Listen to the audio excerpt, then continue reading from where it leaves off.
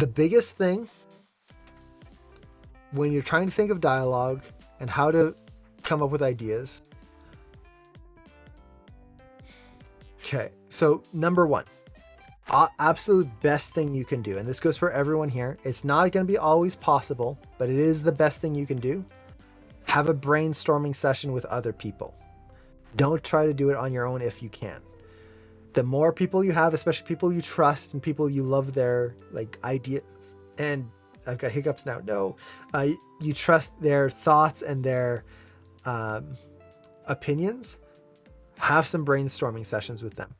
The ideas you're going to get out of there is going to be so much better than anything you can think of on your own. Because you can build off of each other. You can build off of your different ideas. It's just going to be better overall. That's number one.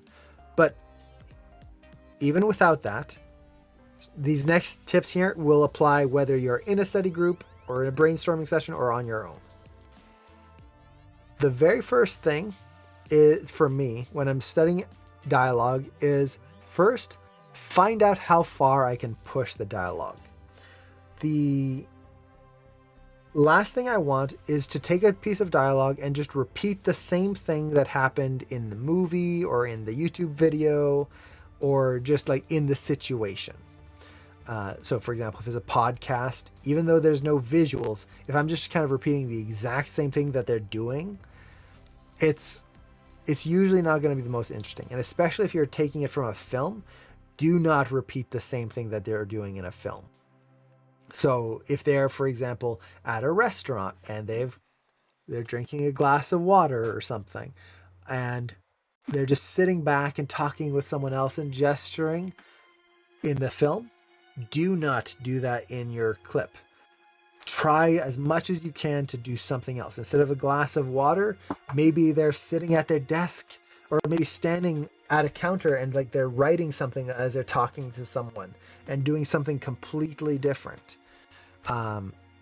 If you're just redoing the same situation or very, very similar, it's not going to be great. Specifically because recruiters, when they're looking at your shots, they are looking at your animation skills first and foremost, but they are also looking at your creative ideas. And if you're just redoing the same idea that a movie did, that just doesn't feel very creative. So first things first, how can I push this?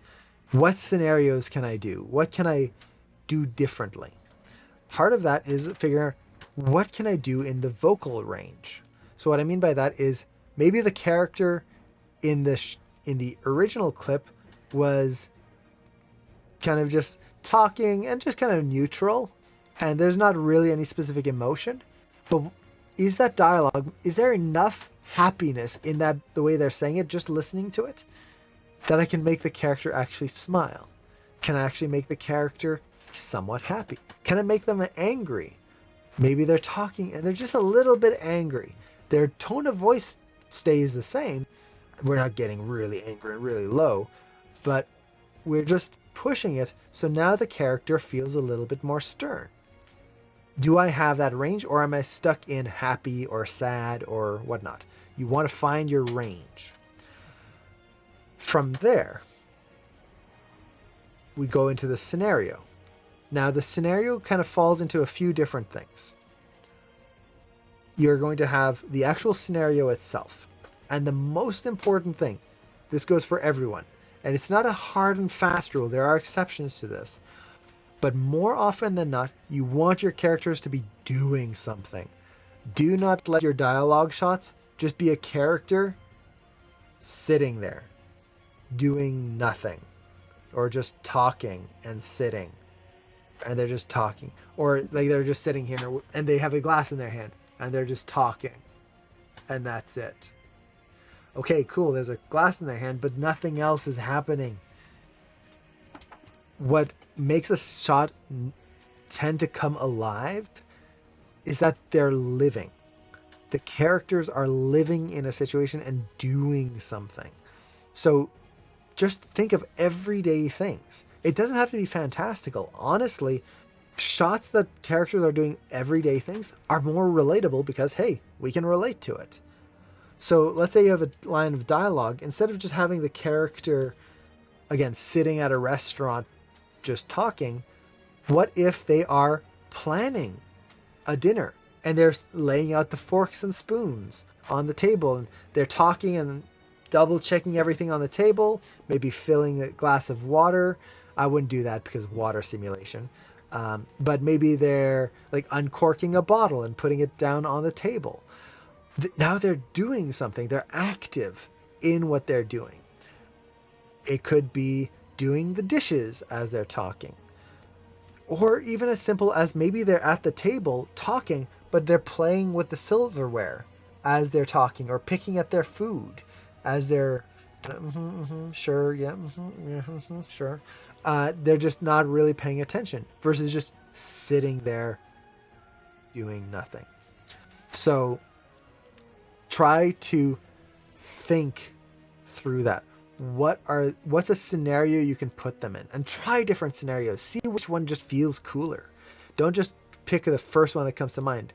Try to figure out how you can push this shot. How far can you go with it? And it can be a fantastical situation, but don't feel like you have to push it to that extreme.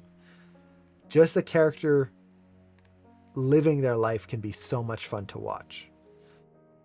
And then on top of that, the next thing is, who is your character?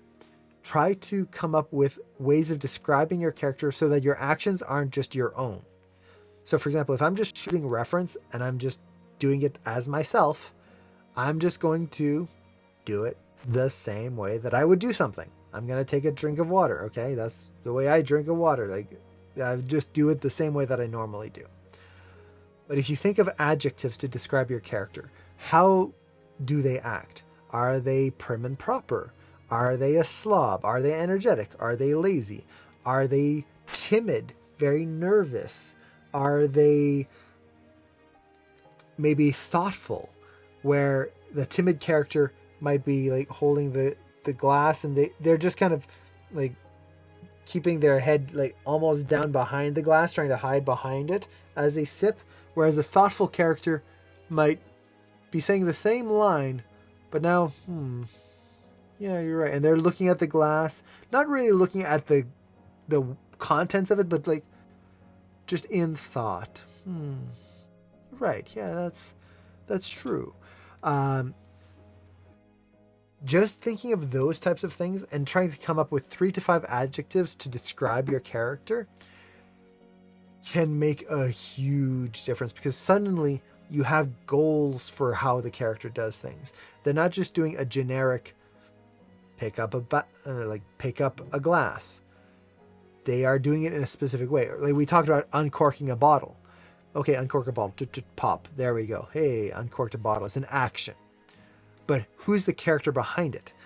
If they're a wine connoisseur, they're going to be opening it calmly to take that cork and take a sniff of wine afterwards, because hey, that want to get that, or no, they would sniff the cork. Okay, there we go. Now we know that they love their wine. What if they don't care about the wine? They take the bottle, just crack it against the table, take off the top that way. There you go. That would be a different way of opening a bottle. It still gets through the same scene, but now you got a very different character.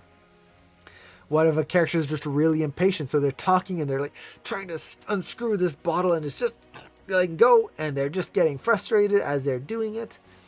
Or someone like is just super excited and they're like trying to make it pop and like shoot across the room. You have all of these different ways of opening a bottle just based on who the character is. And on top of that, what their scenario is. And it goes for anything. So those would be the big things for me. The 2 big ones are adjectives, finding who your character is, and then how can you create a scenario out of it.